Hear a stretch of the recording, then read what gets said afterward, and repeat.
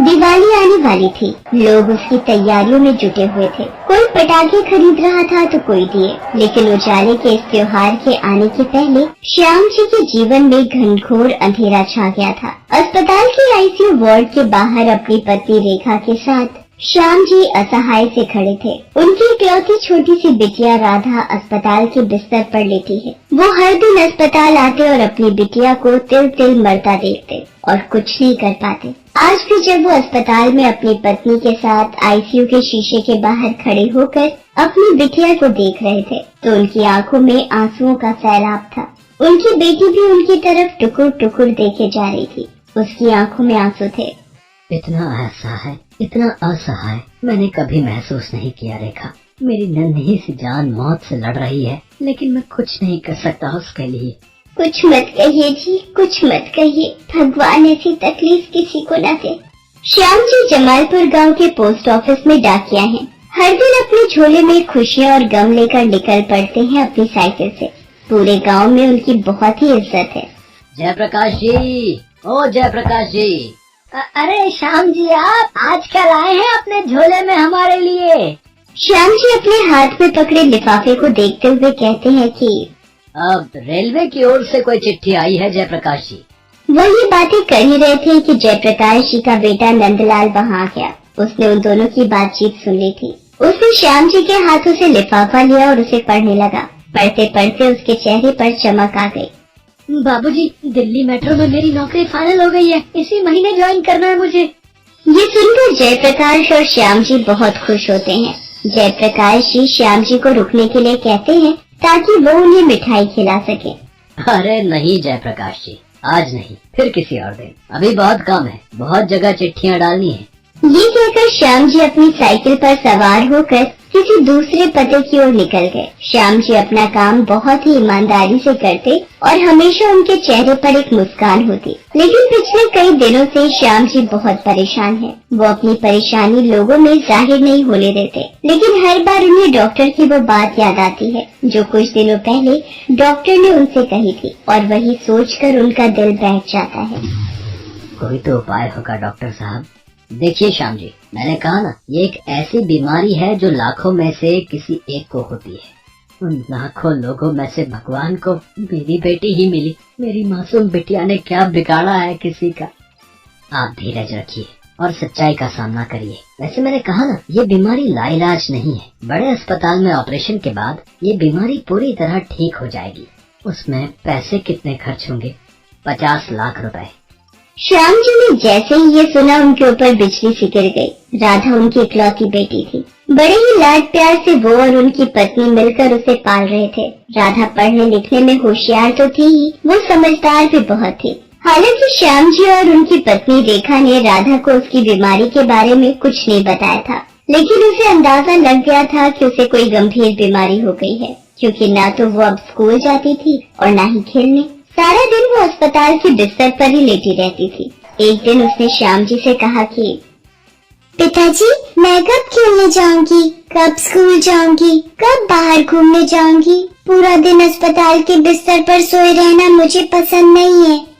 अरे बहुत जल्द बाहर घूमने जाओगे मेरी बच्ची। मैं, तुम और माँ तीनों जाएंगे तुम्हारे साथ, ठीक है? आप सच बोल रहे हैं ना पिताजी? और क्या पिताजी, मैं मर तो नहीं जाऊंगी ना?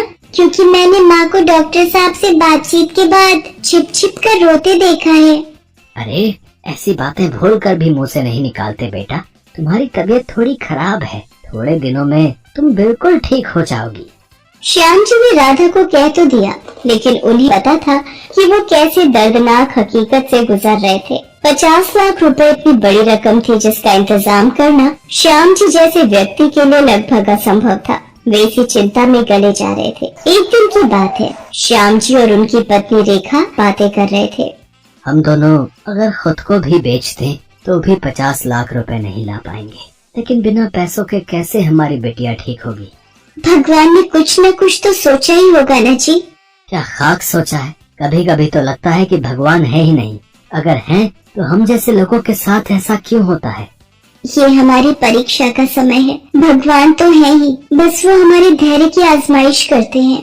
ये कैसी परीक्षा, ये कैसी आजमाइश। अगर कोई बीमारी देनी थी तो मुझे दे देते। मेरी नन्ही सी जान से उनकी क्या दुश्मनी थी।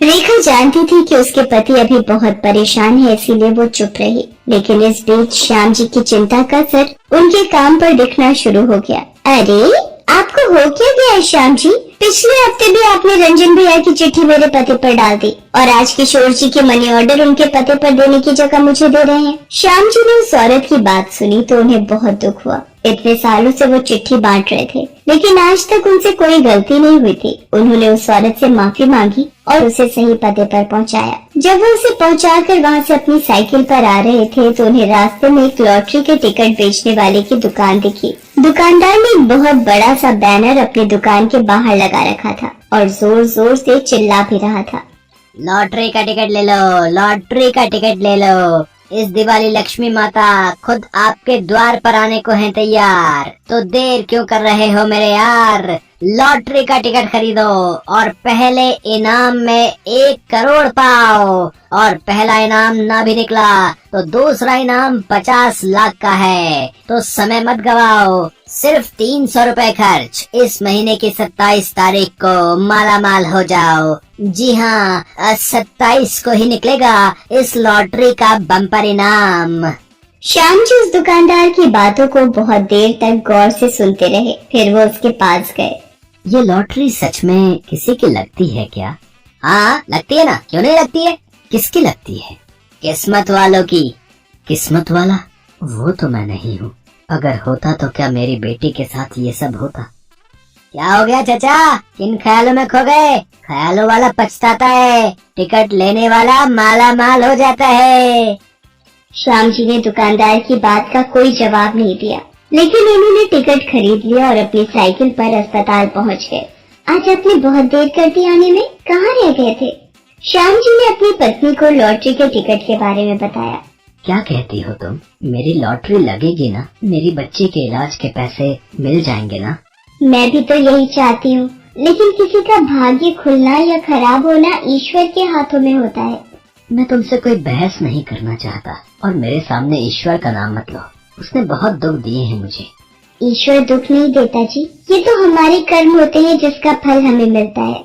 सही कहती हो तुम। मैंने और तुमने बहुत पाप किए, और शायद मेरी नन्ही सी बेटी ने भी, तभी तो वो बेचारी दर्द में पड़ी है। आप नाराज ना हो, कर्म पिछले जन्म के भी तो होते हैं।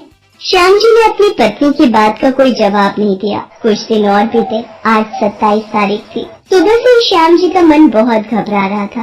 उन्होंने सुबह सुबह एक बुरा सपना भी देख लिया था, जिससे उनका मन आशंकाओं से भर गया था। उस दिन उन्होंने डाकघर से छुट्टी कर ली और अस्पताल पहुंच गए। अस्पताल पहुंचते ही उनकी आशंकाएं सही साबित हुई। श्याम जी, हम आपको किसी गलतफहमी में नहीं रखना चाहते। आपकी बेटी राधा की हालत दिन प्रतिदिन बिगड़ती चली जा रही है। कब क्या होगा कुछ कहा नहीं जा सकता, इसलिए उसे जल्द से जल्द बड़े अस्पताल ले जाने और उसके ऑपरेशन की तैयारी करिए। श्याम जी ने अपनी पत्नी को सारी बातें बताई। आज उसकी हिम्मत भी जवाब दे गई। पैसे कितने जरूरी है न जी। पैसे हो तो आदमी जिंदा रह सकता है, और पैसे ना हो तो आदमी की सांसें चली जाती है।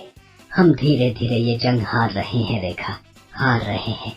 वे दोनों बात कर रहे थे कि तभी अस्पताल में जो टीवी लगी हुई थी उसके स्क्रीन पर एक एंकर आता है। दिवाली की लॉटरी के बम्पर इनाम की आज घोषणा हो गई है। अगर आपने टिकट लिया है तो टीवी स्क्रीन पर आ रहे इन नंबरों से अपने टिकट का नंबर मैच कर लें। 1 करोड़ के इनाम के लिए नंबर है 74219999 और 50 लाख के इनाम के लिए नंबर है 45704459। श्याम और रेखा की नजर अब तक टीवी स्क्रीन पर नहीं गई थी, लेकिन अचानक श्याम जी की नजर टीवी स्क्रीन पर गई। स्क्रीन पर आ रहे नंबर को देखकर रेखा, रेखा, ये तो मेरी लॉटरी का नंबर है। मुझे 1 करोड़ का इनाम मिला है। 1 करोड़ का इनाम मिला है। आपको कैसे पता कि वो आपका नंबर है? आपके पास तो टिकट भी नहीं है।